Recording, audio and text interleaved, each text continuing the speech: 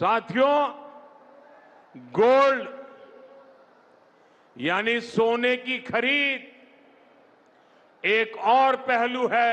భారత ప్రధాని నరేంద్ర మోదీ చేసిన బంగారం కొనుగోళ్లపై వ్యాఖ్యలు ప్రస్తుతం దేశవ్యాప్తంగా పెద్ద చర్చకు దారితీశాయి. సోషల్ మీడియాలో అనేక రకాల అభిప్రాయాలు వస్తున్నప్పటికీ అసలు విషయం ఏంటో ఇప్పుడు స్పష్టంగా తెలుసుకుందాం. ప్రధాని మోదీ ప్రజలను ఉద్దేశించి అవసరం లేని బంగారం కొనుగోళ్లు తాత్కాలికంగా తగ్గించాలని సూచించారు. ఇది ఎటువంటి చట్టపరమైన నిషేధం కాదు, ప్రభుత్వ ఆదేశం కూడా కాదు. ఇది పూర్తిగా దేశ ఆర్థిక పరిస్థితిని దృష్టిలో ఉంచుకొని చేసిన ఒక ఆర్థిక విజ్ఞప్తి మాత్రమే. ఈ సూచన వెనుక ప్రధాన కారణం భారత్ లో బంగారం దిగుమతులు అధికంగా ఉండటం.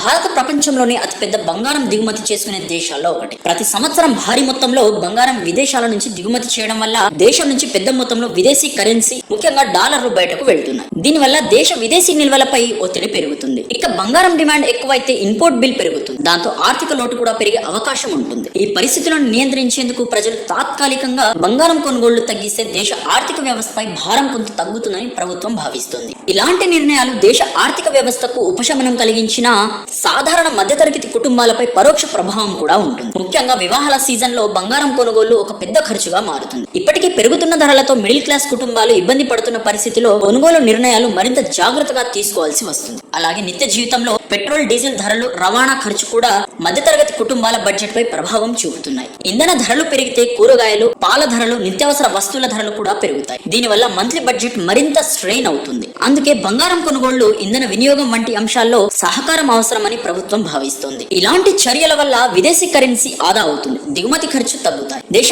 ఆర్థిక స్థిరత్వం మెరుగుపడుతుంది. ఇది ఒక షార్ట్ టర్మ్ ఎకనామిక్ ప్రెషర్ ని తగ్గించే ప్రయత్నంగా చూడాలి. అయితే దీని ప్రభావం కొన్ని రంగాలపై కూడా పడే అవకాశం ఉంది. బంగారం వ్యాపారం, జ్యువెలరీ మార్కెట్ అమ్మకాలు తాత్కాలికంగా తగ్గవచ్చు. అలాగే మార్కెట్ లో డిమాండ్ తగ్గడం వల్ల వ్యాపారంపై ఒత్తిడి రావచ్చు. కానీ ఇది దేశ ప్రయోజనం కోసం చేసిన ఒక అవగాహన సూచన మాత్రమే. ఇప్పుడు ప్రజల్లో ఒక ముఖ్యమైన ప్రశ్న వినిపిస్తుంది: భవిష్యత్తులో బంగారం ధరలు తగ్గుతాయా? దీనికి సమాధానం చాలా క్లిష్టమైంది. బంగారం ధరలు, అంతర్జాతీయ మార్కెట్, డాలర్ విలువ, క్రూడ్ ఆయిల్ ధరలు, గ్లోబల్ ఇన్ఫ్లేషన్, జియోపొలిటికల్ టెన్షన్స్, అలాగే డిమాండ్ మరియు సప్లై ఆధారంగా మారుతాయి. కాబట్టి కేవలం దేశీయ సూచనలతో ధరలు తప్పనిసరిగా తగ్గుతాయని చెప్పలేము. ప్రపంచంలో అనేక దేశాలు, సెంట్రల్ బ్యాంక్స్ కూడా బంగారం కొనుగోలు చేస్తాయి. ఇది కూడా బంగారం ధరలను స్థిరంగా ఉంచే లేదా పెంచే అంశంగా పనిచేస్తుంది. అలాగే బంగారం ఒక సేఫ్ ఇన్వెస్ట్మెంట్ గా భావించబడుతుంది. ఆర్థిక అనిశ్చితి సమయంలో ప్రజలు బంగారం వైపు మొగ్గు చూపుతారు. మధ్యతరగతి కుటుంబాల విషయానికి వస్తే బంగారం, ఇంధనం, నిత్యావసరాలు ఇవన్నీ వారి నెలవారీ బడ్జెట్ లో ముఖ్యమైన భాగాలు. అందుకే ధరల్లో చిన్న మార్పులు కూడా వారి జీవన వ్యయంపై